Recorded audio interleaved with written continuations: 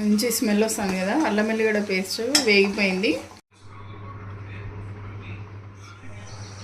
Hi అండి, welcome to my channel. ఇవాళ రొయ్యల పచ్చడి ఎలా చేయాలో చూపిస్తానండి. ఇవైతే ఫ్రెష్గా మనం క్లీన్ చేసి పెట్టుకున్నాను. నిమ్మకాయ సాల్ట్ గిన్నె వేసి కడిగేసి క్లీన్ చేసి పెట్టుకున్న రొయ్యలు అనమాట. ఇవి అరౌండ్ 300 గ్రామ్స్ అయితే ఉన్నాయి. అండ్ నిమ్మరసం వచ్చేసి 2 నిమ్మకాయలండి, పెద్ద సైజు నిమ్మకాయల నిమ్మరసము. ఇది జీలకర్ర మెంతుల పొడి కొద్దిగా 1 స్పూన్, గరం మసాలా కొంచెము, సాల్ట్ వచ్చేసి మనకి టేస్ట్కి తగినట్టు, అంటే ఒక 3 స్పూన్స్ అనుకోండి సాల్ట్. కారం వచ్చేసి ఒక 5 స్పూన్స్. అంటే ఈ చిన్న బౌల్స్తో మీరు మెజర్ చేసుకుంటే ఈజీగా ఉంటుందని నేను బౌల్స్లో వేసాను. ఇది ఒక ఫుల్, ఇది మనకి టేస్ట్ని మళ్ళీ అనుగుణంగా మళ్ళీ మనం వేసుకోవచ్చు. అండ్ ఆయిల్ అనమాట. ఫస్ట్ అయితే రొయ్యల్ని పసుపు వేసి లైట్గా సాల్ట్ వేసి మొత్తం ఇది వాటర్ ఎగిరిపోయే వరకు అయితే ఫ్రై చేసుకోవాలి. తర్వాత ఫ్రై చేయాలన్నమాట. ఆ ప్రాసెస్ అనేది చూపిస్తాను రండి.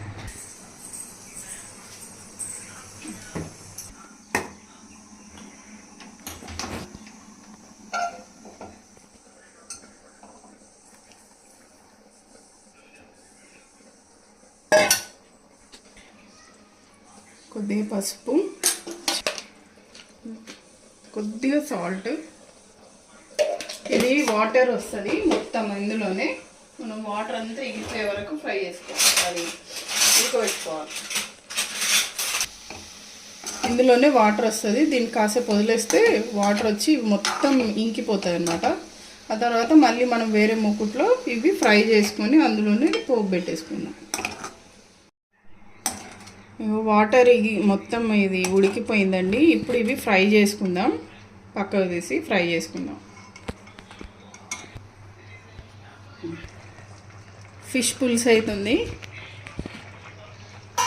ఇది కూడా వీడియో ఆల్రెడీ ఎప్పుడో పోస్ట్ చేశాను. పచ్చడికి సరిపోయినంత నూనె.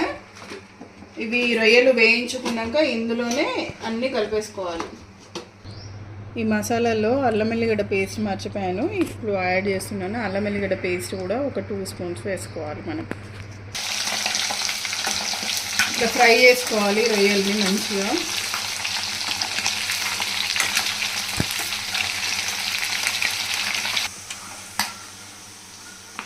తీసి బౌల్లోకి వేసుకుందాం.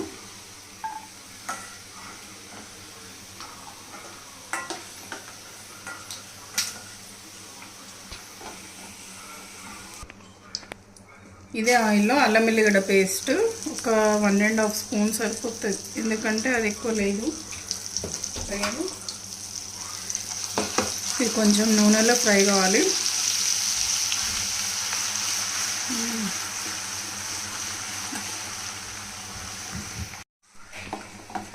మంచి స్మెల్ వస్తుంది కదా. అల్లం వెల్లిగడ్డ పేస్ట్ వేగిపోయింది, మంచి ఫ్రై అయిపోయింది. ఇప్పుడు సాల్ట్, జీలకర్ర మెంతుల పొడి, గరం మసాలా, కారం, స్టవ్ ఆఫ్ చేసేసి ఇదంతా కలిసింది కదా. కొంచెం కళ్యామాకు వేసుకుందాం, అద్దిరిపోతుంది. పచ్చడి కదా, ఫ్రెష్ కళ్యామాకు.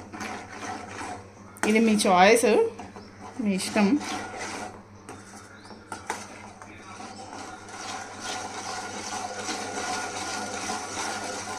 వేయించుకున్న రొయ్యలు కూడా వేసేసుకుందాం.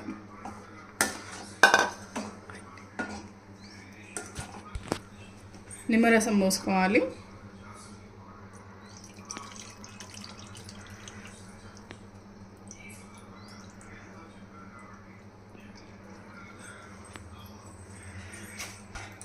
రొయ్యల పచ్చడి అయితే రెడీ అయిపోయింది. ఇంక సర్వింగ్ బౌల్లోకి వేసుకుందాం. అక్కడ ఫోటో వేసుకుందాం. రొయ్యల పచ్చడి రెడీ అయిపోయింది. నాకు చాలా ఇష్టం పచ్చి రొయ్యలు. ఇప్పుడు టేస్ట్ చూసి ఇంకా మనం ఆగలేమన్నమాట. టేస్ట్ చూసి చెప్తాను ఎలా ఉందో.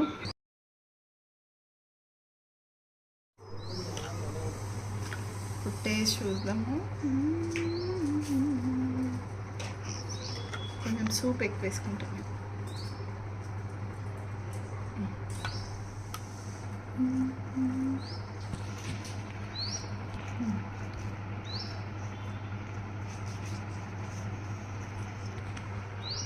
ఫస్ట్ బుక్క మీకే.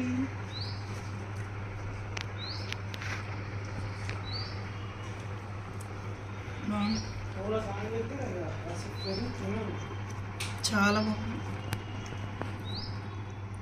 సాయంత్రానికి ఇంకా బాగుంటుంది, చల్లారినాక ఇంకా ఎక్సలెంట్గా ఉంటుంది టేస్ట్. అప్పటికి ఇంకా అన్నీ కరెక్ట్గా సరిపోతాయి.